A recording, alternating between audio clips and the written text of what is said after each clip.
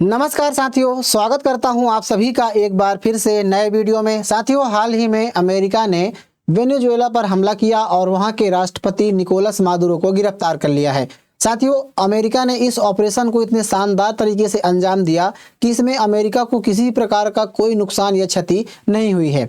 अब साथियों, इसमें देखकर ऐसा लग रहा है कि लगता है अमेरिका और वेनेजुएला के बीच एक प्रकार का समझौता हुआ होगा और उस समझौते के तहत अमेरिका ने वहां के राष्ट्रपति को गिरफ्तार कर लिया है, लेकिन ऐसा नहीं हुआ है। साथियों, इसमें जो अमेरिका की मिलिट्री रही है पूरी तरह से हावी रही है। जिस प्रकार से अमेरिका ने वहां पर हमले किए और उसके बाद चर्चा इस बात को लेकर के भी आ रही है कि वेनेजुएला पिछले कुछ समय से अपने डिफेंस सेक्टर में काफ़ी ज़्यादा पैसे खर्च कर रहा था और पूरे दक्षिणी अमेरिका में जितने भी देश हैं उन सभी देशों के मुकाबले में बात करें तो वेनेजुएला का जो डिफेंस सिस्टम है वो काफ़ी ज़्यादा मजबूत था। साथियों, पिछले कुछ समय से वेनेजुएला के द्वारा चीन से रडार सिस्टम खरीदने की बात हुई। इसके अलावा रसिया से उन्होंने एयर डिफेंस सिस्टम खरीद रखे थे और भी कई हथियारों की खरीदारी चाइना और रसिया से वेनेजुएला ने कर रखी थी। साथियों, जब यह हमला हुआ तो चीन के द्वारा दिया हुआ रडार सिस्टम भी काम नहीं आया और एयर डिफेंस सिस्टम जो रसिया के द्वारा दिया गया था वो भी इस पर काम नहीं आया। तो इस हमले के बाद से चाइना और रसिया को लेकर के भी काफ़ी ज़्यादा आलोचना हो रही है, उनकी टेक्नोलॉजी को लेकर के, उनके हथियारों को लेकर के काफ़ी ज़्यादा सवाल खड़े किए जा रहे हैं। आज हम इस वीडियो में सभी के बारे में बात करेंगे। इसके अलावा साथियों, इस पर भी काफ़ी ज़्यादा बातें हो रही हैं कि क्या अमेरिका के जो सैन्य उपकरण है, जो टेक्नोलॉजी है, वो रसिया और चीन के मामले में बेहतर है। इनके बारे में भी हम कंपेरिजन आज करने वाले हैं। साथियों, आप खबरों में देख सकते हैं इस हमले के बाद से कई प्रकार के आर्टिकल्स यहाँ पर प्रकाशित हो रहे हैं, जिसमें साथियों रसिया और चाइना काफ़ी ज़्यादा आलोचना की जा रही है, खास करके चाइना की, क्योंकि चाइना के द्वारा दी हुई देश में पूरी दुनिया में कई ऐसे देश हैं जो उनके द्वारा दी हुई रडार सिस्टम और एयर डिफेंस सिस्टम का इस्तेमाल करते हैं और वो पहली बार नहीं है, इससे पहले कई बार ऐसे एयर डिफेंस सिस्टम उनके फेल हो चुके हैं। बात करें तो इससे पहले ईरान में किस प्रकार से ईरान ने इनका इस्तेमाल किया था और अमेरिका ने वहाँ पर बमबारी की थी और उनको भी इंटरसेप्ट नहीं कर पाया था। ठीक उसी प्रकार से भारत ने ऑपरेशन सिंदूर के दौरान हमें पाकिस्तान में घुस करके हमला किया था और पाकिस्तान के जो रडार सिस्टम थे और फिर एयर डिफेंस सिस्टम जो चाइना के द्वारा दिए हुए हैं वो पूरी तरह से फेल हो गए थे।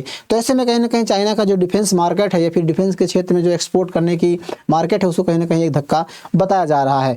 साथियों, आप बात करें तो आप सभी जानते हैं कि हाल ही में डोनाल्ड ट्रंप के द्वारा एक आदेश पर अमेरिका के सैनिकों के द्वारा वेनेजुएला पर हमला किया गया और वहां के राष्ट्रपति निकोलस मादुरो को उनको पत्नी सहित गिरफ्तार कर लिया गया है। हालांकि ये मैटर अलग है कि उन्होंने क्यों गिरफ्तार किया है, लेकिन आज हम बात करने जा रहे हैं कि इस डिफेंस सिस्टम और इन सभी व्यवस्थाओं को लेकर के, जिसमें साथियों हमले के बाद जो जानकारी निकल कर आई है उसमें अमेरिका ने 150 यानी कि 150 से ज़्यादा विमानों से अमेरिका के द्वारा और उनके मिलिट्रियों द्वारा वेनेजुएला पर हमला किया गया था। साथ ही उसमें करीब 20 अलग अलग ठिकानों पर भेजे गए थे और वहाँ पर हमले किए गए थे।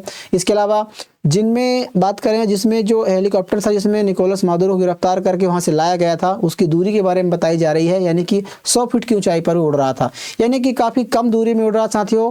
और जो एयर डिफेंस सिस्टम थे, जो रडार सिस्टम थे, पूरी तरह से फेल हो गए थे, उनको पहले नष्ट कर दिया गया था और वो किसी प्रकार के कोई हेलीकॉप्टर हों, किसी प्रकार के कोई फाइटर जेट हों और भी ड्रोन्स हों, किसी प्रकार को ये इंटरसेप्ट नहीं कर पाए थे।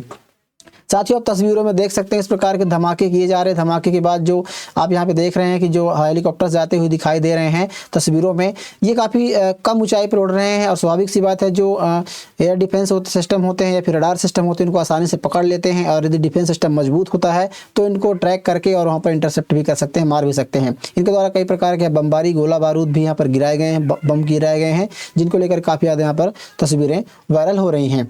साथियों, सवाल यह है कि रूसी और चीनी हथियारों के होते हुए भी अमेरिका अपना ऑपरेशन कैसे इतनी आसानी से और बाधा रहित अंजाम दे देता है। साथियों, जब वेनेजुएला साथियों उन्नत रडार हों, हवा से सतह से हवा में मार करने वाले मिसाइलों हों, फाइटर एयरक्राफ्ट हों, पर अरबों करोड़ों का इन्वेस्टमेंट करता है, इसके बावजूद भी उसके रडार, एयर डिफेंस सिस्टम, अमेरिकी फाइटर जेट्स, हेलीकॉप्टर जो उन पर हमले हुए थे उनको डिटेक्ट नहीं कर पाया और ट्रैक नहीं कर पाया, इंटरसेप्ट भी नहीं कर पाया, तो कोई प्रकार की प्रतिक्रिया वेनेजुएला की तरफ से नहीं दे पाई। तो ऐसे में साथ ही उनको लेकर सवाल उठ रहे हैं।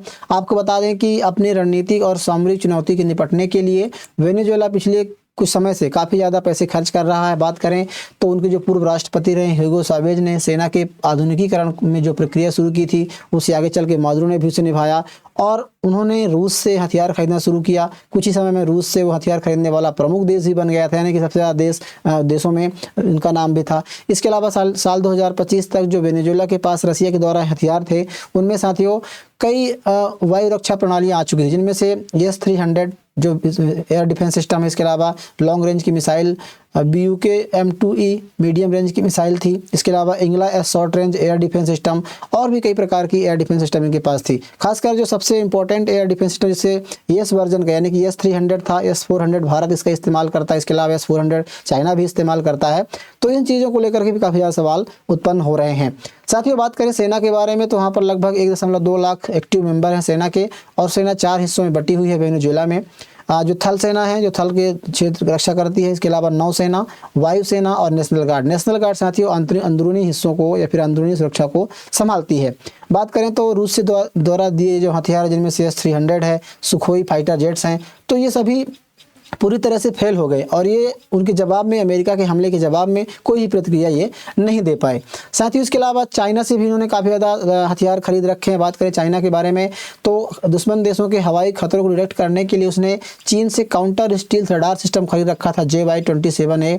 लॉन्ग रेंज के सर्विलेंस सिस्टम JY-L1 जैसे उन्नत रडार खरीद रखे थे जो अपने महत्वपूर्ण प्रतिष्ठानों की सुरक्षा के लिए, और उसमें चीन निर्मित मध्यम दूरी वाली मिसाइल जो बैटरीज हैं FK-13 को तैनात किया था।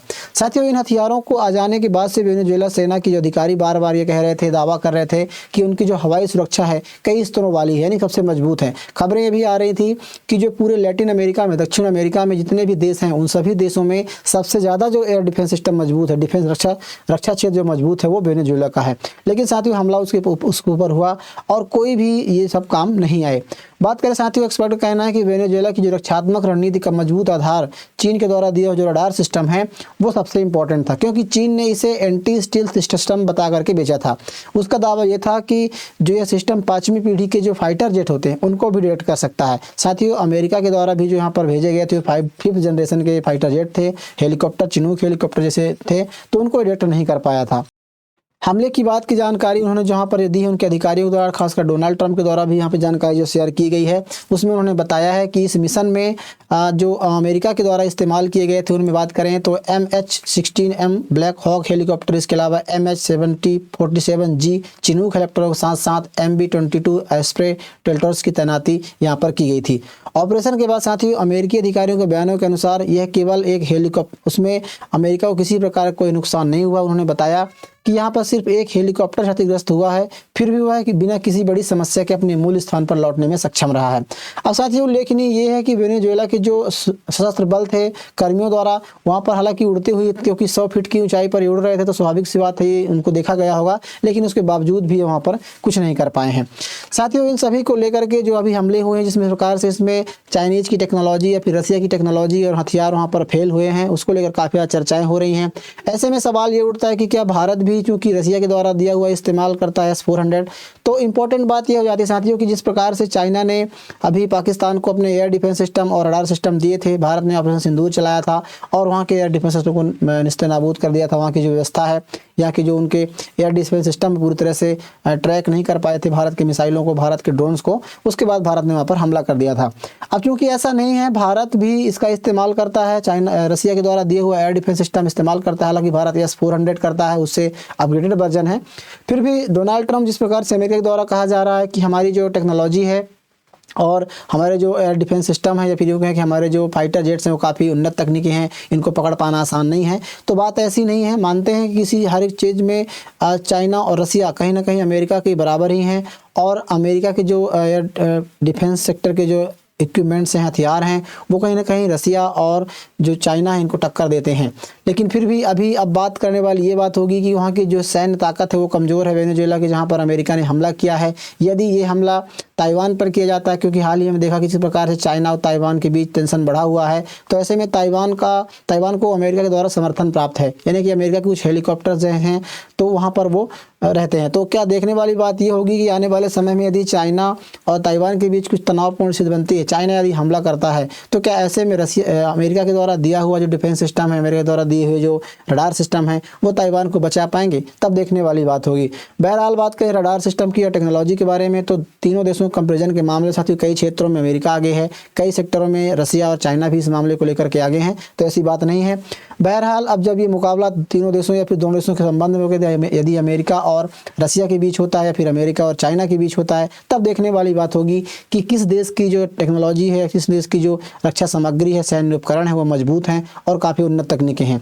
बहरहाल आप इसके बारे में क्या सोचते हैं, इसके बारे में बताइए, और इस जानकारी के बारे में आपकी क्या राय है इसके बारे में बताइए। साथ ही वीडियो यदि आपको अच्छी लगी हो तो वीडियो को लाइक जरूर कीजिएगा, चैनल को जरूर सब्सक्राइब कर लीजिए। मिलते हैं किसी ऐसे नए वीडियो में, तब तक के लिए नमस्कार।